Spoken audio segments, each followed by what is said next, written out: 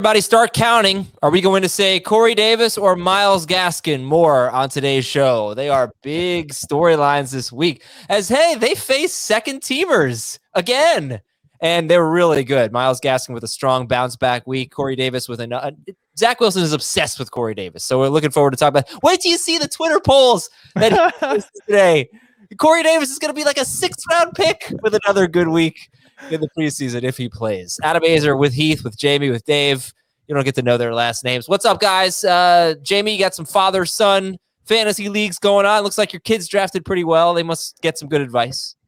They did do well. They did. The 14-team draft with the 6-year-old, I thought came out better than the 12-team draft with the 9-year-old. Not that the 9-year-old's team is bad, but the 6-year-old's team is in a little bit better shape, I think, given the amount of competition.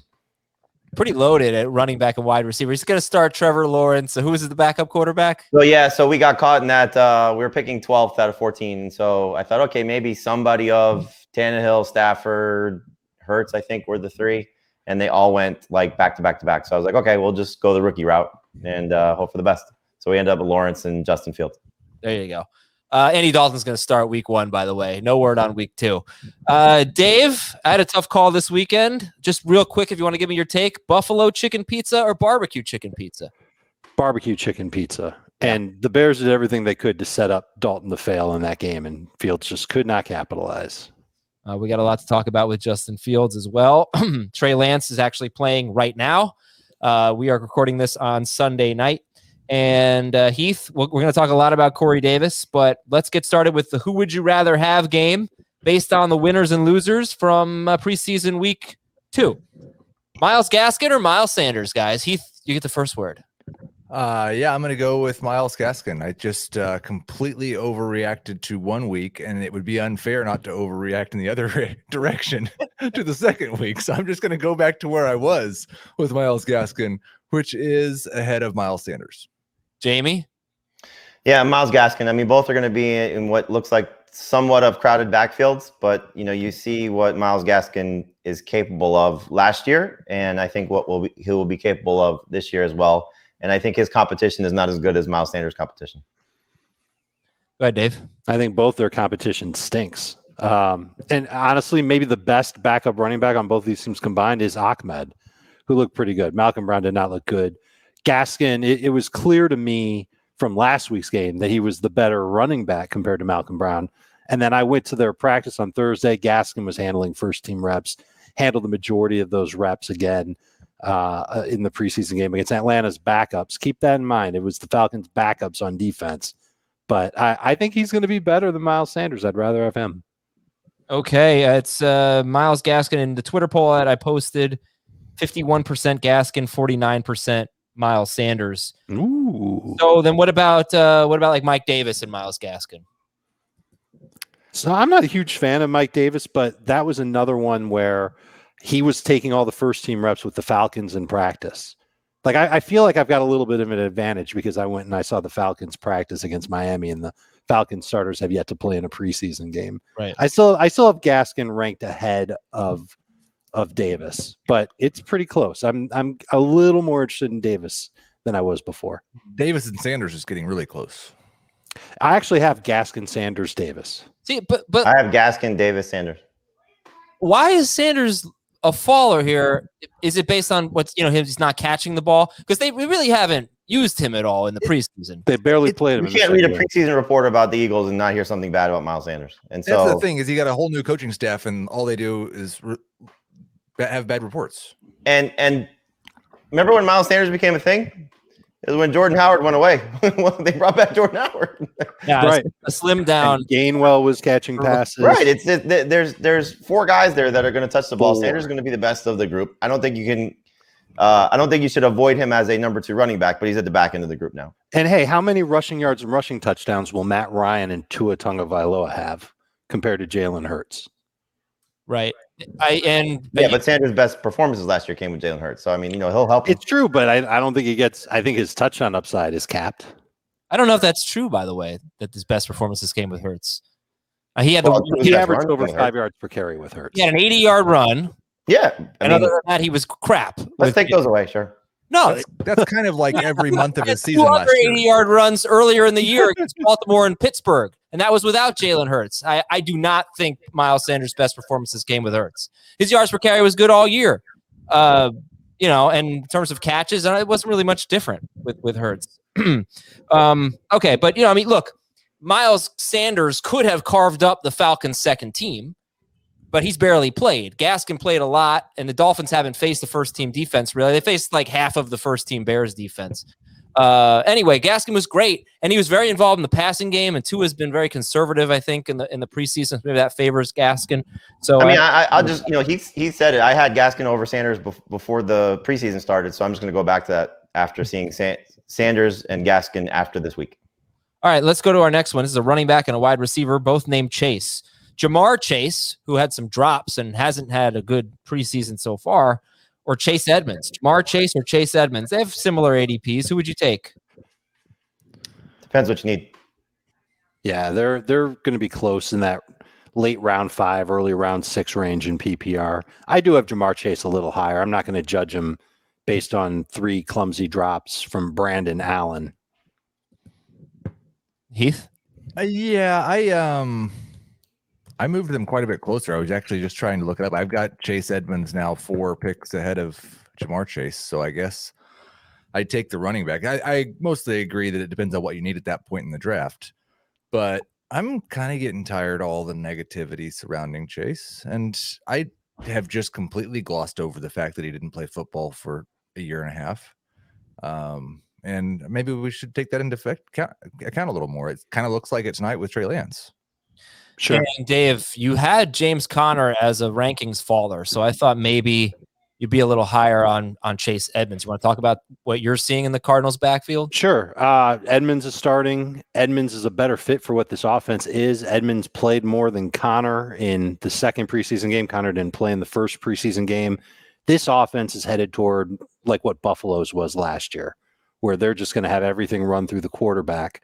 And so Edmonds is the better fit in passing downs. I think they're going to play a lot of passing downs because that's what they're going to do this year is pass the ball a ton. Kyler Murray is going to be their best runner. Chase Edmonds will be behind him in terms of like, there's a chance he could be behind him in rushing yards, but I think Chase Edmonds has a lot of catches and a lot in the passing game.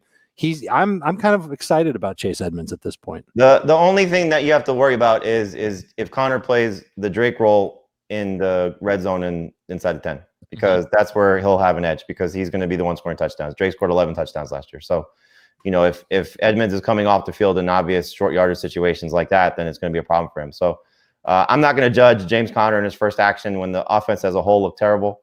And he's probably still getting his legs back underneath him after missing time for, being placed on the COVID list. So I would much rather have Chase Edmonds, but I'm not getting overexcited about Chase Edmonds or changing my opinion on James Conner after that game. Okay, yeah, it was not a good outing for the Cardinals' first-team offense. How about Jamar Chase or T. Higgins at this point? Jamar Chase or T. Higgins? Still Chase. It's Chase, but I think I actually have the Bengals receivers back to back in my PPR rankings. Chase, Boyd, Higgins. On Twitter, 74% of my followers said Higgins. So that's because so much was made about these drops. And 2 of them were bad drops. Total overreaction. He was separating all game long. He's going to be fine. It's not the quarterback. You got to see him with his quarterback out there. Right. All right. How about this next one? Preseason loser, I guess we'd have to call him. Michael Carter or your favorite San Francisco running back, Trey Sermon, not playing on Sunday night with an ankle injury. So I'm guessing Mostert also did not play. Yeah, I'll do my favorite and my second favorite 49ers running back over Michael Carter right now. Agree. I thought Carter looked very good. I am discouraged by him being the third running back on the field. I'm further discouraged by another good week from Ty Johnson. I think Ty Johnson's looked good for 2 games now. I think Tevin Coleman hasn't looked very good, but he's going to make the team. Well, Tevin Coleman played such a minimal role in the second game. He didn't play in the first game. He didn't play in the first game. He didn't look great in the second game, but he's going to make the team and he's going to be involved. And Ty Johnson might take a little bit, and it's going to take a while for Michael Carter to be this breakout running back that we were all hoping for. I agree with Heath. Mostert, Sermon, Carter. Okay, but then let me just kind of bring this up. maybe we can learn something from the Myles Gaskin situation here. And maybe Michael Carter is a long-term play. I think it's... he's the best Jets running back. Yeah. Yeah. Right, because, I mean, that competition stinks. You want some other idiot in your league to draft Ty Johnson or Tevin Coleman, please. No, I just mean that Sermon probably poses a threat to Mostert, just because we've seen that. I don't think they're going to turn Mostert loose after they tried that last year and he got hurt after 3.5 games. No. And we kind of know what the Niners do, but like Michael Carter should be able to beat out Coleman and Ty Johnson. So if you're going like RB and you need a starter in week 1, it's one thing. But if you're just looking for some bench depth, maybe you should. Sermon and Carter are very similar because they're long-term plays. They're not going to be early season guys as long as everybody's healthy with those teams. But I mean, if you're looking for, what a poor man's Jonathan Taylor could be, those are the type of guys you're looking for. That by the middle of the season, that they're taking over their backfields and doing great things. I mean, you bring up the 49ers. Well, where the coaching staff come from? So it's right, probably a similar storyline that could develop with both those guys. Yeah, if they have good running backs, but if they don't, and I mean, I still think that I don't know that any of us take Tevin Coleman and Ty Johnson seriously. But if you're comparing Michael Carter and Trey Sermon and saying that they both could take over second half or even earlier, whose path is easier? Well, Carter's path is easier. Carter. But the question is like, what is the peak Carter rookie profile? Do we think there's a chance that Michael Carter is going to end up with 18 touches a game at any point this year? I don't. No, and that's really what I've been discouraged by. It's just that the other running backs, like Coleman doesn't look great, but he's going to play. Johnson has looked good. He could end up taking touches away. So there's going to be somebody there to take work away from Michael Carter. Jets offensive line, I thought they've looked okay. I know that Mekhi Becton's been getting. Yeah, that's the thing. They're playing backups. Well, some of their they were apparently in all the reports they were getting just manhandled in practice. In the joint practice. Well, that would be a problem. They look good in the game. Becton's had some issues. I don't mean the offensive line. I mean just the team in general is getting manhandled. Mm-hmm. Not surprising, I guess, against the Packers. All right, Corey Davis time. Here we go. Corey Davis. Speaking of the Jets, here's a young receiver that I know you guys like, youngish receiver, Mike Williams. Somebody we're looking at around pick 100. Davis. Potential. Corey Davis or Mike Williams? It's Davis. Heath? You said what? Yeah. That's this is the thing is what I realized today on Twitter is that I am like I used to be the Corey Davis guy. I overdrafted him for 3 years in a row. I am not the Corey Davis guy anymore after the past weekend. I'll take Williams, and you can go up like 10 spots in the rankings before anybody else is going to say anything other than Corey Davis. Apparently, the thing about Williams is as you're watching, if you've seen the game tonight, they're going to use Josh Palmer a lot. Guyton led their team in snaps. Now I know Williams and Keenan Allen didn't play, but one of those guys is going to be a problem for Mike Williams because Keenan Allen's getting his targets and Austin Eckler's getting his. You know who's going to be a problem for Mike Williams? It's Michael Williams. He keeps dealing with injuries all the time. Well, Corey Davis has done that his entire career. Like I don't think we should expect Corey Davis to be more healthy than Mike Williams. I don't know if he's missed as much time. If you want to go over career history, probably, but I'll take the last 2 years of Corey Davis playing most of last season, didn't he? Yeah, he played 14 games last year. He's also. I mean, this is the first time since he's kind of established himself as the number one guy. He was terrible when he was in that role as a rookie. And he's in rhythm with Wilson. At least he was in the game. Again, I don't know what happened in the joint practice. Zach Wilson looks for Corey Davis more than Heath looks for Beer. Every time. Every time, man. Seems true. Beer, that's good. Yeah, Corey Davis. I was going to go Dave with pizza, but I figured, let Heath have the beer. What's my stat on Corey Davis? He was one of 5 players who did something really impressive last year. One of 5 wide receivers who averaged 15 yards per catch and caught 70% or more of their targets.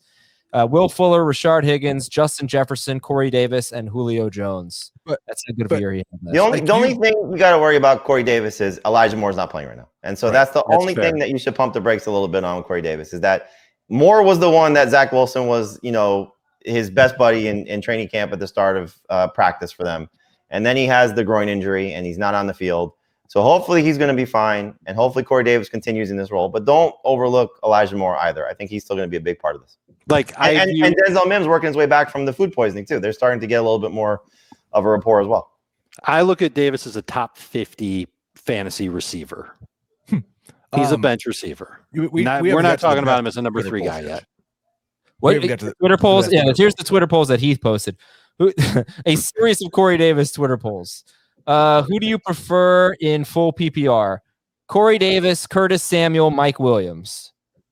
Oh, Davis is running away with this one. Davis ran away 56%, more than the other two, I guess, combined. Yes. Yeah, I kind of like Samuel still. Okay. I have him third on that group, but I might have to. Yeah, I don't like Curtis Samuel that much anymore. Okay. Corey Davis, Antonio Brown, Jalen Waddle. This is probably Antonio Brown. Same. Well, it's either him or it's not Davis. Davis is winning that poll as well. 42% of the votes. Yeah, I have AB ranked the highest of the 3. But we're not done yet. I just kept going. Done. Just wait. Oh, Corey boy. Davis, Juju Smith-Schuster, Kenny Galladay. Juju, Galladay, Davis for me. The Don't race tell me ranked or the way that the Davis poll is winning going to this go? Yeah, Corey Davis is winning this poll. And like I had Adam go and retweet these because I thought maybe my followers were pranking me or something. But that's 2,400 votes. Like it's not a small group of people. And Corey Davis, it's Corey Davis. That's the answer. I didn't go any higher than that because I didn't. I couldn't take it. Corey Davis. Yeah, I think Corey Davis, AJ Brown. Would it be that much of a shock though if Corey Davis is the best receiver in New York? Not including Buffalo, obviously. No. Well, then in New Jersey, you're saying basically. No, of course not at this point if you were better than Galladay. But would you really take him over Galladay? No, but I mean, the gap is closing quickly. It's funny because we all see it. But at the same time, it's second. They're going against backups. And it doesn't matter. It's the quarterback is leaning on him so much. Yeah, but what are we going to expect from Zach Wilson in the regular season? He's played well against the Giants and the Packers backups. But what's he going to do in the regular season? He might be bad. He might stink. I don't care if he stinks. If he throws the ball to 50% of the time. Well, but the defense is right. But there's a difference, right? Like adjustments. It's not going to be obviously he's not going to be a superstar in that regard, but he still has the chance to make plays if you give him the opportunities to make plays. So where are you going to rank Corey Davis? Where I have him ranked right now, which is in the high 40s or low 40s. Excuse me. Some of the names around him. I mean, I take him over Mike Williams. I take him over Curtis Samuel. He's not that far from Galladay at this point. You know, it's What about Beckham? Well, who? I got Beckham. Beckham's still higher. How about Will Fuller? I've got Fuller higher. Oh, I would rather have him than Fuller. I've got Davis over Fuller too.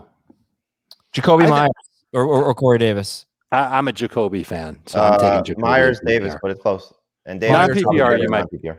Yeah, non-PPR, you could take Davis. I think Davis can be okay. But like all of those guys, it appears are going to be going after Corey Davis very soon. Good.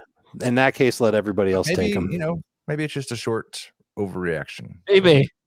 All right, let's go to another one. Quarterback loves him. What's so hard to like about that?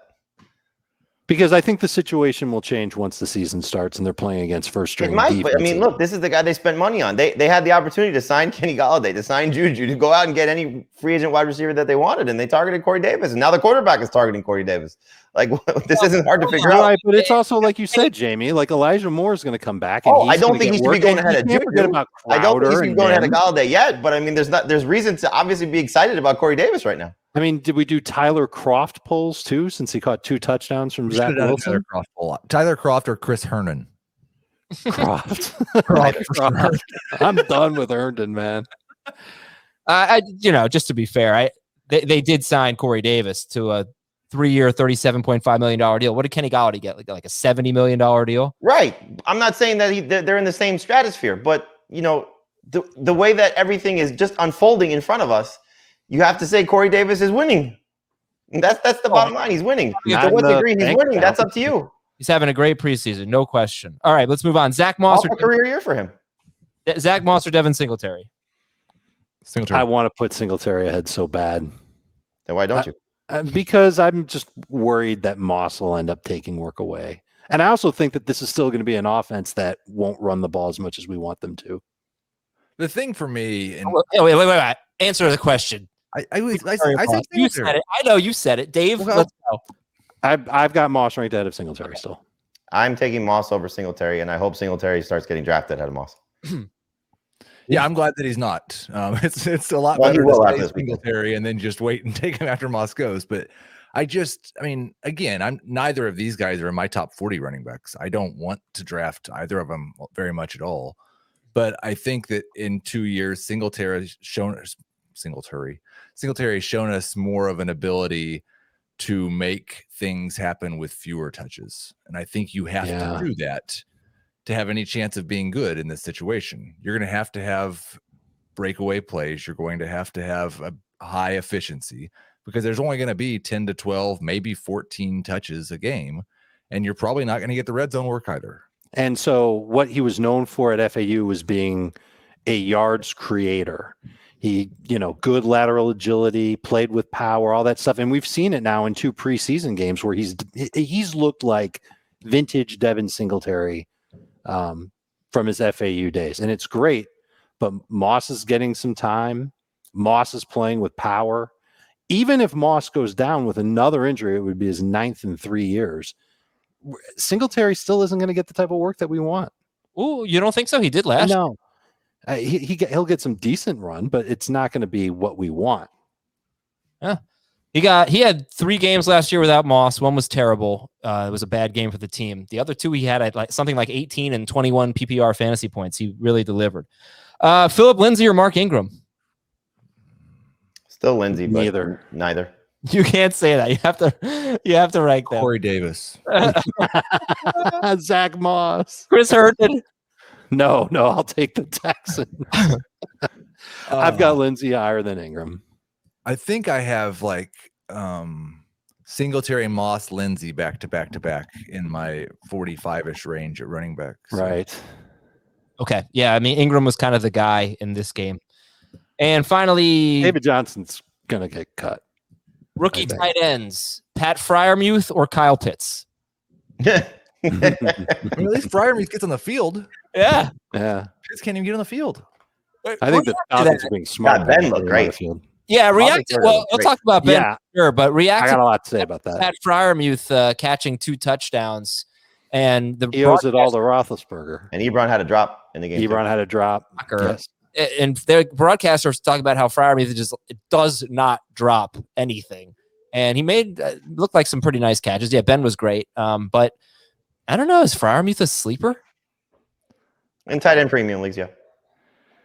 Yeah, that's fair. Okay. At best, he's 5th in targets.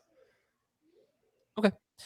All right. It is Draft Prepping for Charity Month supporting St. Jude. Throughout the month, we are having various eBay auctions supporting St. Jude, culminating in our Draftathon event on September 1st. We have added a private Zoom call with the entire FFT team, a spot in the Scott Fishbowl against Dave, Jamie, or Heath, and a guest appearance on the podcast. Very, very fun stuff to bid on. Please go to cbssports.com/eBay. cbssports.com/eBay. Look at all this. Brinson's at 650. All right. Brinson's cheating a little bit, though. Is he? Yeah. 650 for a preseason call with Brinson. How is he cheating? I won't say it on the air. Okay. Oh, wow. Okay. Good stuff. cbssports.com/eBay. Well, some more players. I know there's a lot of players you wanted to talk about. Let's talk about Ben Roethlisberger. And Jamie, what did you see from Roethlisberger? I mean, that pump fake and the touchdown to Freiermuth was pretty nice. A lot of zip on the ball. He looked like old Ben. He was moving around in the pocket, escaping pressure. Downfield throw to Deontay Johnson. It looked like vintage Ben. And I've said it on our quarterback stuff. I think he's a sleeper just based on, what he was last year alone, where he finished as the 13th best quarterback. But, just looking at the weapons around him, I mean, if he looks like this, he's going to end up being a number 1 quarterback by the end of the season. So, if you don't like your quarterback situation, and like, for example, in that 14-team league, I would have gladly paired Trevor Lawrence or Justin Fields with Ben Roethlisberger, but Roethlisberger went before both of them, I believe. Somebody probably watched the game and just got excited. But there's a lot to like based on the way that he looked. Forget about anything statistically, all that. If you watch the game, he looked impressive, and we know the weapons are impressive. Najee Harris had a big catch out of the backfield, so this team is loaded, and if he's anything close to what he was, you're going to like it. The offensive line looked great in pass blocking. There were a couple holes that they opened for Harris running the ball too, but if that group holds up, the receiving core holds up, Ben holds up, he's going to have a good season. He's going to finish strong. I charted them with 9 at least fair blocking plays out of the 10 pass attempts that Roethlisberger had.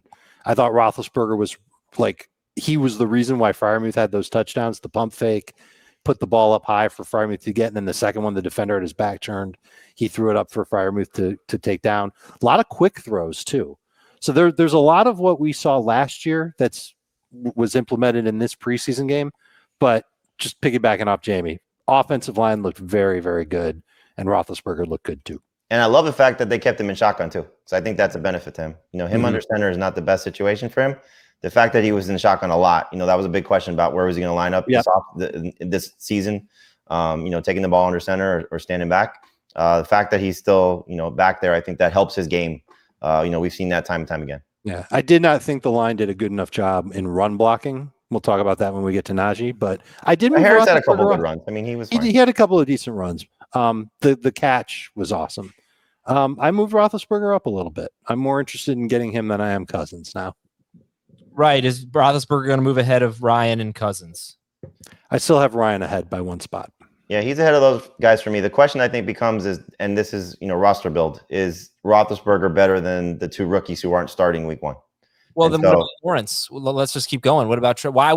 Fair enough. Is he better than those guys? And I think that, again, that comes down to roster build. Those 3 guys probably have a higher upside if they hit, if with what they, certainly the 2 non-Jaguars, certainly the 2 non-Lawrence guys, because what they will be able to do with their legs.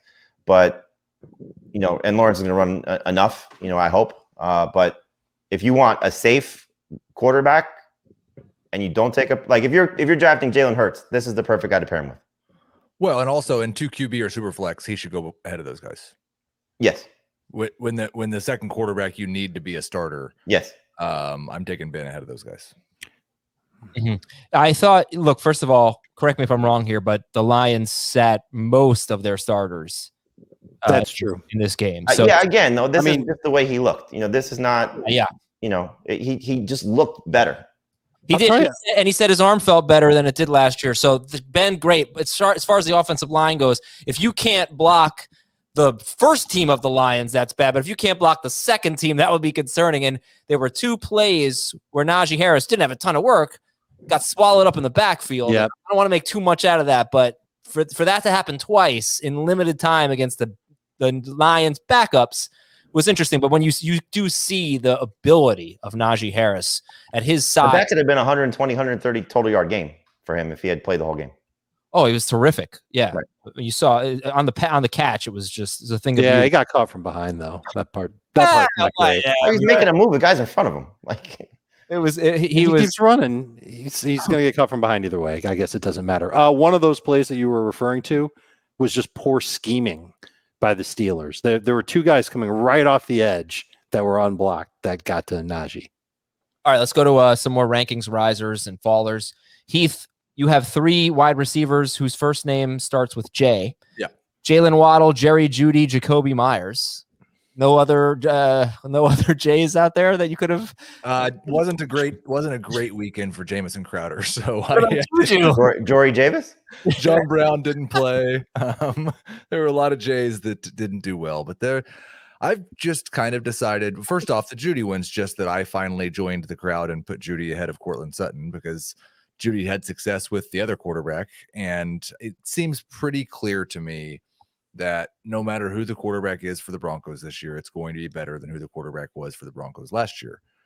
And that wasn't all of Jerry Jeudy's problem, but it was a big part of it. Another big part of it was drops. And I just don't believe that matters very much because history tells us that drops aren't very predictive from year to year. So I'm in on Jeudy over Sutton. I am just ranking it as if Jalen Waddle's the pretty clear number 1 wide receiver for the Dolphins. Yeah, yeah. Maybe that's dumb, but Will Fuller and Devontae Parker aren't practicing at all. Jalen Waddle's played more with 2 than those guys anyway. And I think he's maybe more talented than those guys right now. He's definitely so far been more reliable. There was a report in the Miami Herald that this was prior to them playing the Falcons, that the coaching staff privately is not concerned about Fuller and Parker missing time. They expect Fuller to be ready by week 2 when he's eligible to play. But they said by the time the season starts, he should be ready. and Parker they're just being cautious with because of his track record. But I mean, you talk about two guys that have injury track records, man. That's terrible for those two. And Waddle, when he went down in the game against Atlanta, was a little scary the way he limped off the field, knowing his ankle problem. But the fact that he bounced back and got back in there, and like you said, Heath, they're doing so many things that you didn't see out of Miami last year with the way they're moving him around in practice, the way that they're showing it in games. They want the ball in his hands as much as possible. And he's got a chance to be special if he can dominate targets compared to the other two, because those guys are going to get targets. I mean, when they're healthy and on the field, they're going to get targets.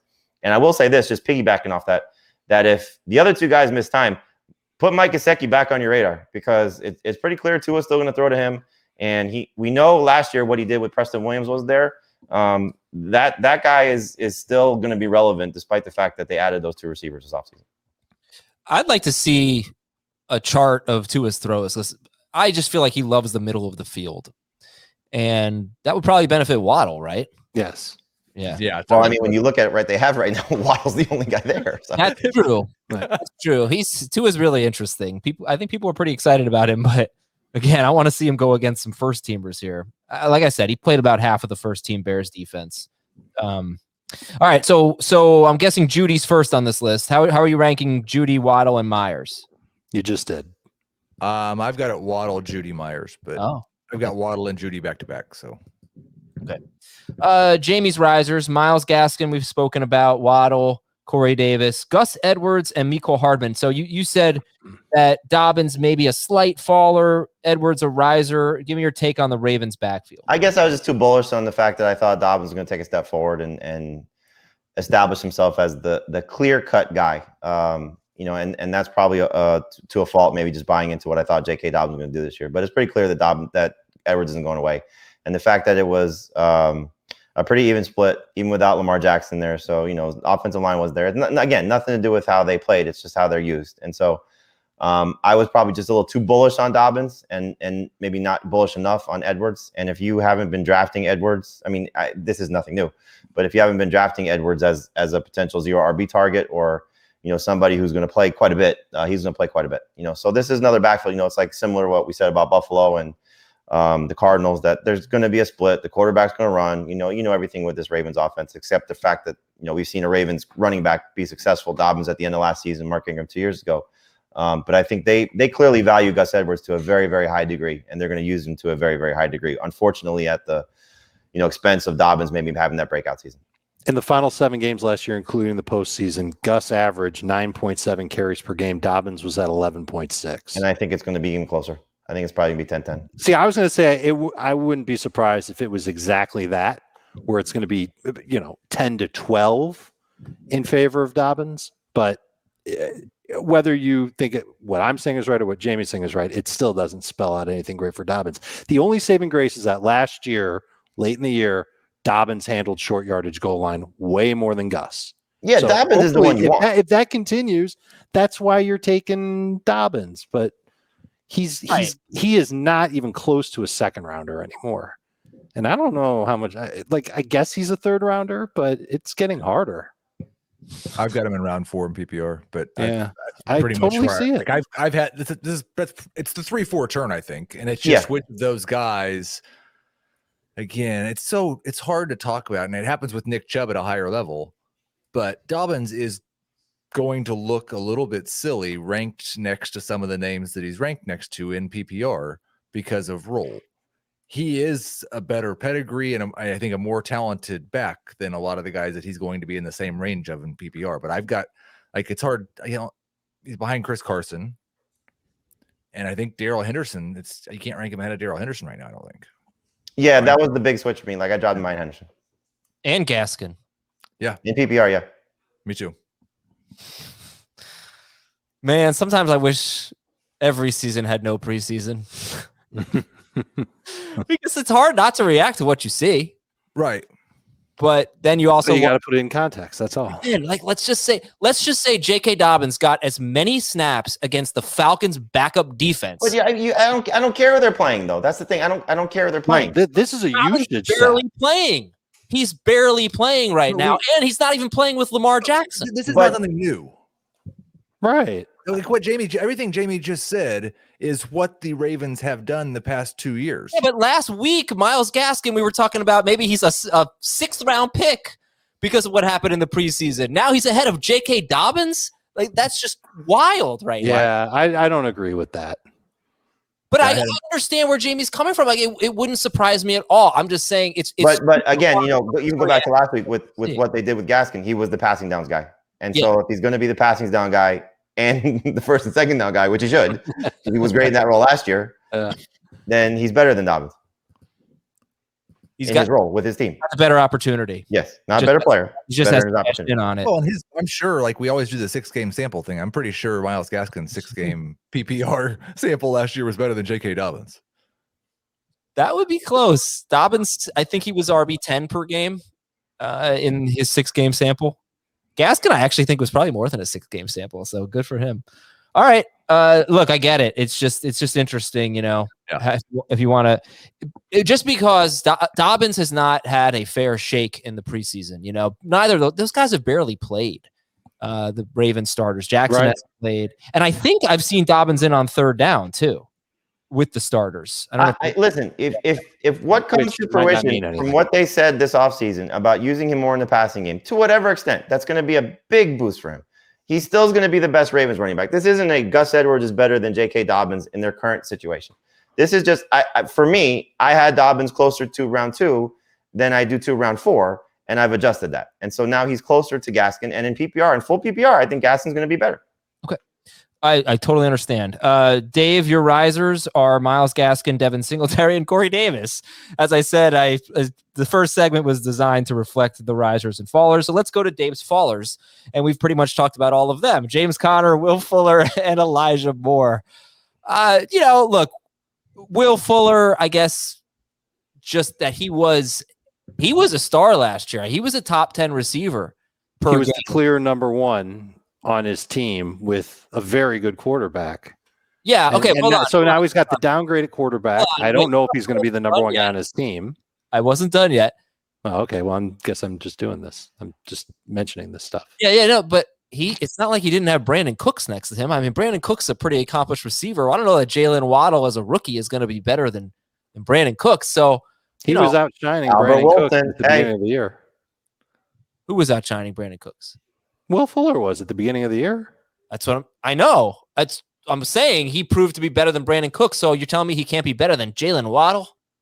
You know? Well, he's not going to be there for week 1. When he comes back in week 2, hopefully he's fine, like Jamie said, the report said. And could he? Maybe. I don't know. I'm nervous to take him now. I'm encouraged by Waddle. I think this Dolphins, if Gaskin's going to start catching passes, that's more targets being taken away.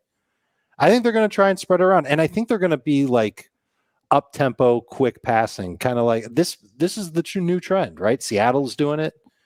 I think Atlanta, to a degree, is going to do it. And now I think Miami will, too. They're going to get the ball out of Tua's hands quickly. We've seen that already this preseason. I'll go back to something Chris Towers said earlier this week, you know, where we were talking about Will Fuller.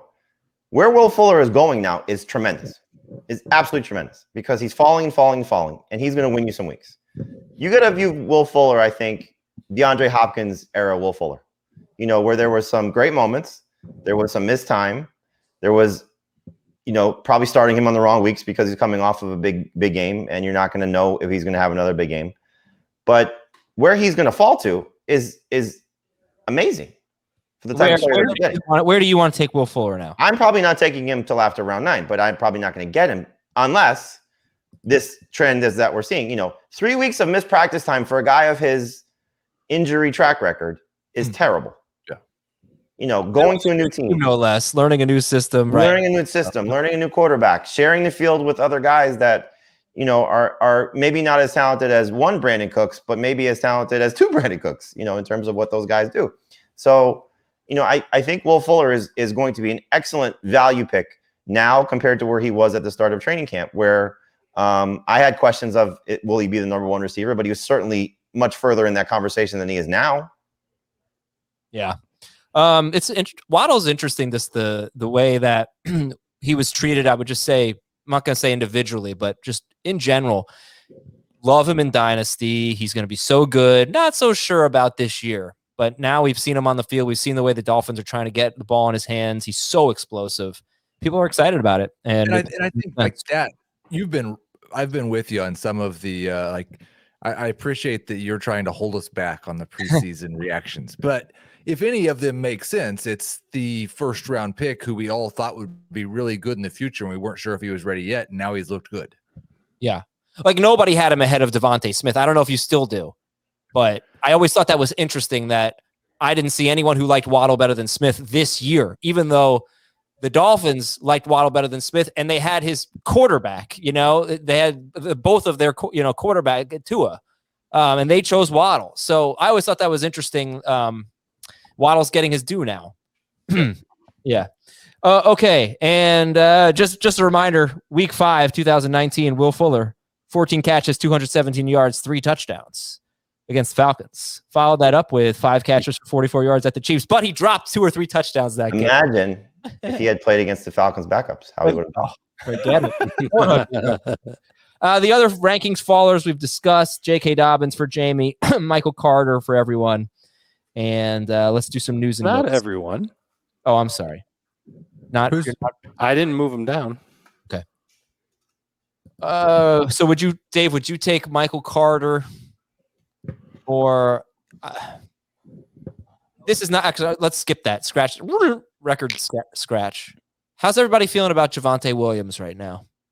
Not great. I haven't watched the game yet. I like him more than Michael Carter. He fumbled and Gordon didn't play. So yeah, but he fumbled the ball for a touchdown, so that's good.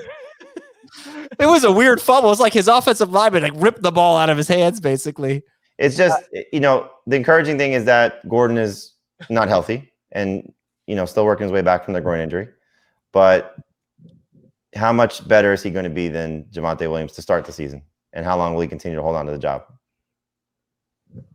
You're talking about Gordon. Melvin Gordon, how long will he continue to hold on to the job ahead of Javonte Williams? Because he's going to be the starter. Well, I think what's discouraging, maybe it means nothing, but they're using Royce Freeman a lot. So Right. they're using 2 running backs. So they talked all offseason long about using 2 running backs all the time. And they much like the Michael Carter discussion, they drafted a guy who's always been a part-time running back. Mm-hmm. Now, that doesn't always mean that they will always be a part-time running back, but Right. If he earns it, then he'll be the full-time guy, or at least the majority. Their plan, whether Melvin Gordon is healthy or not, is for him to be a part-time running back. Right. And this is without Mike Boone healthy, who's a guy that they were counting on as well.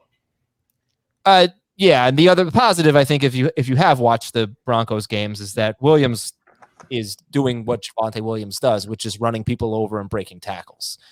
And he's been involved in the passing game as well. He did have a bad drop, unfortunately, but then that was on 3rd and 1. On the next play, 4th and 1, they gave it to him, and he picked up the first down. So, all right, fine then. Michael Carter or Javonte Williams? Javonte. Yep. Javonte, yeah. Chase Edmonds or Javonte Williams? Edmonds. Edmonds in PPR. Williams in none.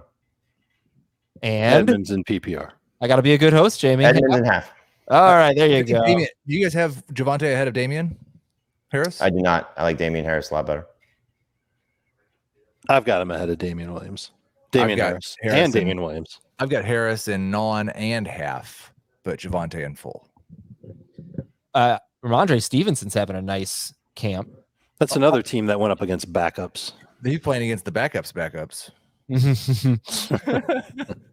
All right. And more news and notes then. Baltimore has won 19 straight preseason games. It ties an NFL record. I think they've covered the spread on like 16 of those games too. Wow. Clyde Edwards-Helaire left with an ankle injury. So if we're drafting today, where are you taking Clyde Edwards-Helaire? Over Corey Davis. Round 3 for me on CEH. If he's still healthy, I'll still take him in round 2. But Darrell Williams left with a concussion. Yes, It was the McKinnon show. Darwin Thompson. Trey Sermon, ankle injury. Carson Wentz is going to be practicing. Do you guys think Wentz plays week 1? No, but it's trending in that direction. Seems like Teddy Bridgewater is going to be the Broncos quarterbap. Bridgewater, yep. Okay. People seem to think it's going to be I read an article that was like, 2 articles that said, Locke and Bridgewater were both really good. What? Locke was not good. No, Bridgewater's look great. Yeah. Locke was great in week 1, or last week against the Vikings. This week, I didn't think he was good. Yeah, so expect an announcement in the next few days from. I don't know. Fangio said they may take a little longer. One more Oh, week. really? Yeah. I thought he said the next few days. I think the fact that it's taking longer is why people are reading into Bridgewater, because it's easy to say Locke now if he's your guy. Andy Dalton will start week 1, as we mentioned. Cincinnati. Yay. Cincinnati lost their rookie pass rusher, Joseph. I think it's Asai. I don't know. I might be saying that wrong. And Asai Bolte. I kind of think that Justin Fields is going to be the number 3 quarterback week 1. He probably will. Doesn't want to give himself, he doesn't want to have the temptation of putting Fields in against the Rams. Just puts him back at number. You mean 3. when they're trailing by 3 touchdowns in the third quarter? Right. Oh, they're going to get this smashed. Now watch the Bears win. They might win if Fields They're starts. out. Saquon Barkley will practice against New England this week, Let's which go. is good. Very good.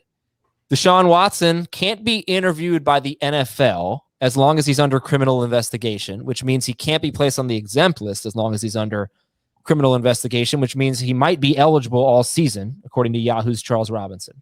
Seems like a loophole they might want to close. Maybe, but does anybody draft Deshaun Watson? No. No. Okay. Carolina could be close to signing Robbie Anderson to an extension, according to The Athletic. Rashad Bateman was cleared to run routes. That's a great sign for him. And there are some injuries in the Chargers backfield, and they played tonight. If you were going to Sunday night, I don't know when people are listening to this. If you were going to draft a Chargers running back, Eckler. other than Eckler, who's the second guy you draft? Still Jackson, but it's getting closer with Kelly. Yeah, that's exactly how I've always been the Jackson guy, but I feel very uncomfortable with Jackson right now because he's always hurt. Yeah. Chris Towers is going to write a newsletter with a lot of interesting stuff about, snap counts and who was in on 2 receiver sets. These are important things that we need to follow here. And check it out. CBSSports.com. I think it's newsletters, but it might be newsletter. CBSSports.com/newsletter or newsletters. If one doesn't, either one works. Oh, either one works. Great. And so it's a really good column and newsletter, and you should check it out. Jake Funk or Xavier Jones? Xavier Jones. Yeah. Rashad Penny or Alex Collins or nobody? Nobody, but Penny if you feel inclined. Why not DJ Dallas? Yeah, I would say maybe DJ, but I don't like them. Okay. I don't have much else to say. Emails, fantasyfootball@cbsi.com. Let's take a break. Sorry. We'll take a break on fantasy football today. Then we'll read your emails. You're a terrible host. Oh, Man, the worst. We'll be right back. We are back. Fantasyfootball@cbsi.com. Keep sending your emails here. Best work you've ever done was during that commercial break. Thank you. I worked on a lot of I things. wanted to compliment you after, insulting you, unlike you did to me. I was really insulting Heath, Jamie. I wasn't insulting you. When were you insulting me? I said that Heath said I'd take this guy in non-PPR and the other guy in full PPR. And I said, Jamie, if you were a good host, you'd ask him half PPR. So you were definitely insulting Jamie. Yeah, but no, I was really insulting you because you took the easy way out. It's not like It is the easy way out. What about people who are in half PPR? I have a question. Like when you ask me a question like that, and I have one player ranked higher in one format and another player ranked higher in another format, how would you like for me to answer? With what you think? I would say, yeah. You want me to just say that one of them is better than the other format, just so I don't say that? I would say I would take player A in full PPR. I'd take player B in non or half PPR, or whatever it happens to be. What would be weird is if you'd said, I take player A in non and full PPR, but player B in half PPR. Do you see what I did for you just there? No, Jamie, what did You you were struggling for content, so I gave you 2 minutes to just BS.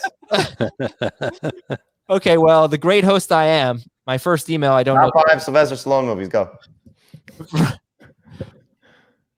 Rambo. 1, 2, 3, 4, and no, Rocky 1, 2, 4. Over the top. Topland, bro, come on. Both of those movies are pure trash. Topland? I'm sorry. Stop or my mom will shoot has to be up there. What am I missing here? I mean, I wasn't a huge Rambo fan, to be honest with you. No surprise. Not surprising at all. There's not really a bad guy in Rambo. What? You have to root against the cop. You know, it's I don't think it's a cop. I don't remember that well. Wasn't Brian Dennehy? He was the cop. Wasn't he the bad guy? What was so bad about him? He was persecuting Rambo for no reason. He didn't like the way he looked. I know, but he was a weird guy to hate. Didn't Rambo have to like destroy all the cops? I don't know. They were trying to kill him. He could have just left. I don't know. He was stuck in the woods. You know who the bad guy was, Adam? The man. The man. Okay. And you know what? It's all come full circle. Now we have Adam Troutman. Colonel Troutman is back. Is that a Rambo character? It's the Colonel. Okay, I'm sorry.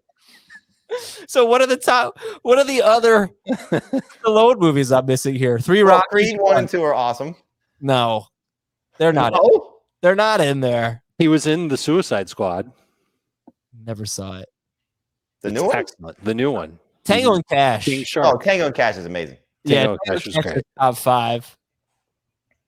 Oh, it's not Tango, it's Cash. If it's not Cash, it's Tango. All right, let's go. From Trev. The obscure quotes you come up with are amazing. I'll never forget that one. I often find myself at a point in the draft, usually around 6 or 7, where I just don't like any of the names available at wide receiver. I know I can wait at quarterback or tight end, and I usually take running back early. This is so funny. Am I crazy for taking Corey Davis, Mike Williams, or Marvin Jones Jr. there instead of guys like Tyler Boyd or Curtis Samuel? I like them better.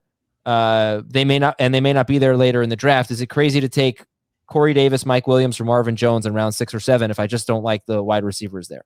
I mean, what kind of draft is this where you think Corey Davis will still be there in the 6th or 7th round?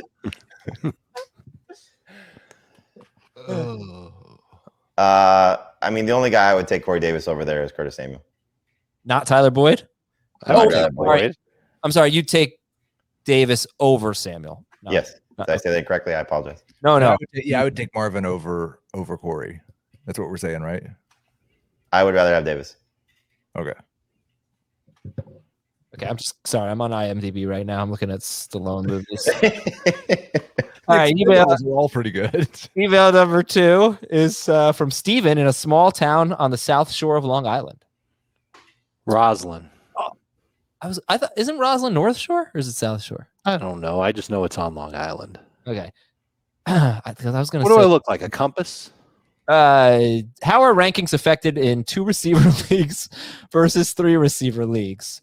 Are running backs and tight ends slightly upgraded? Is 0 wide receiver a strategy you'd consider in a 2 receiver league? What are your thoughts?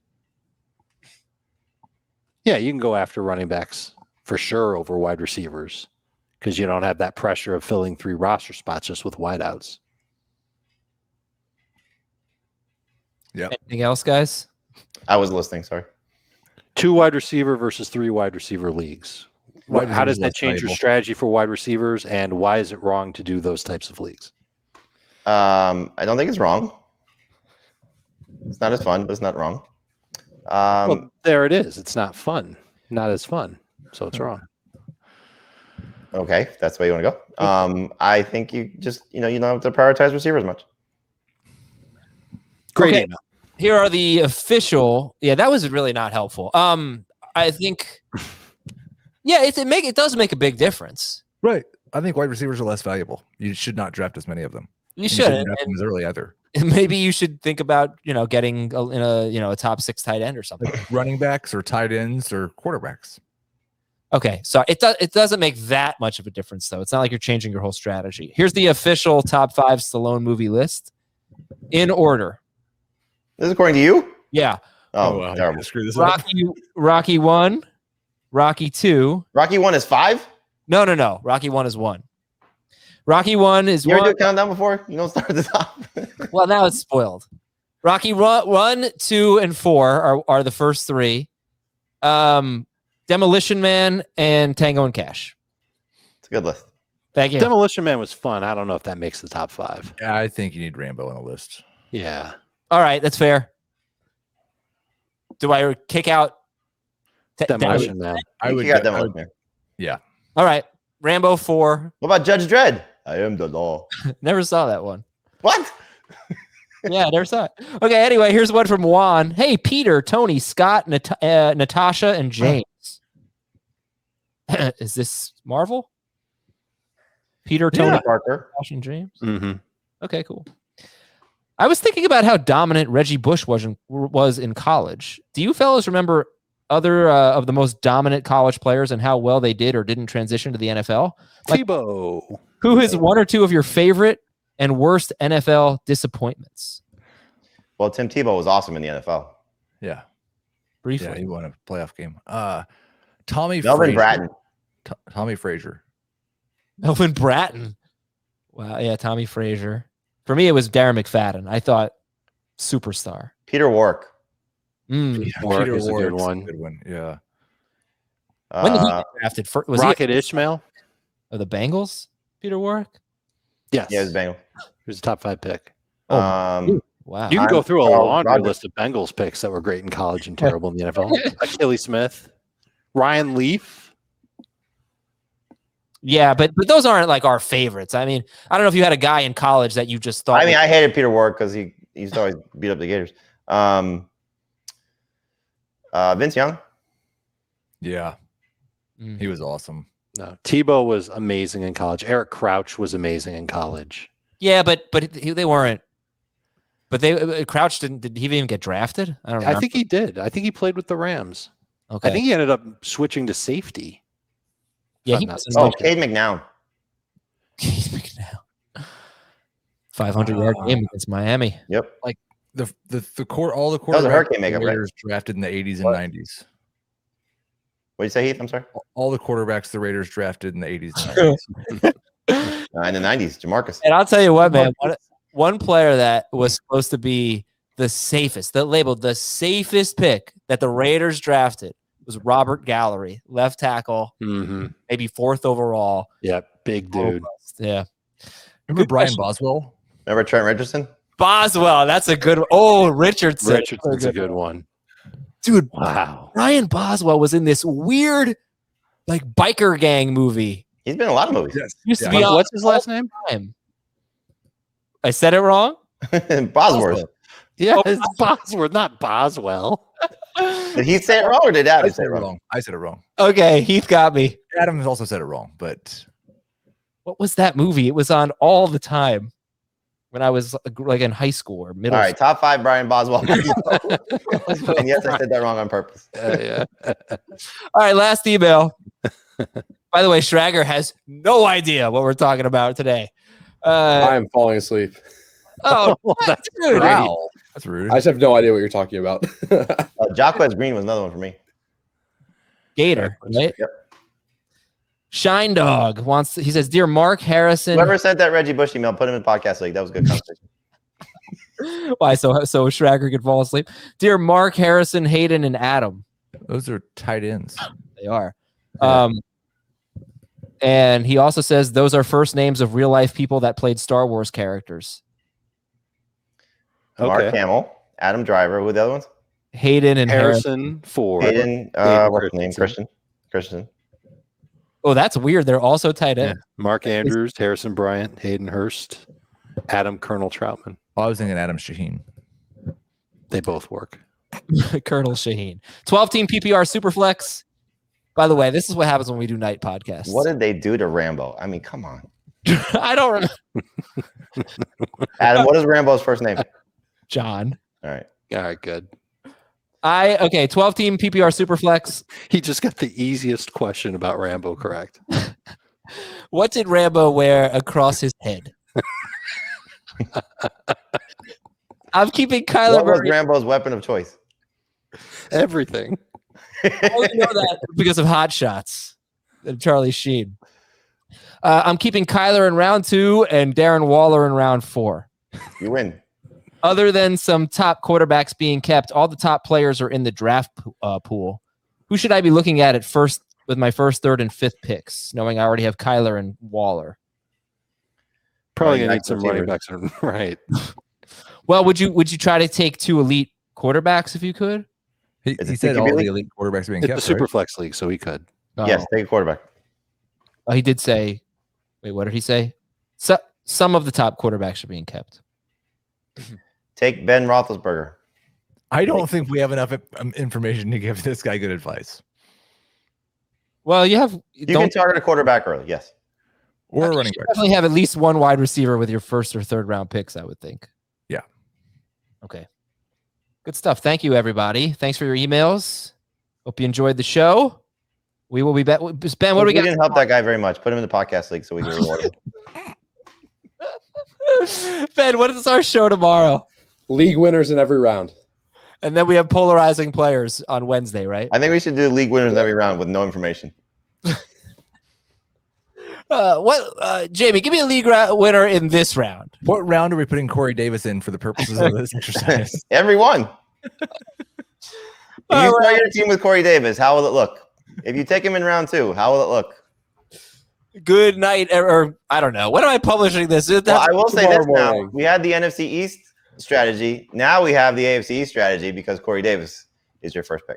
Damon Harris, round 2. Corey Davis, round 1. No, Ramondre Stevenson, round 1. Did you see those rounds? You can see if it falls to in round 5. Tyler Croft, round 4. We'll talk to you tomorrow on Fantasy Football Today. Laura Croft, round 5.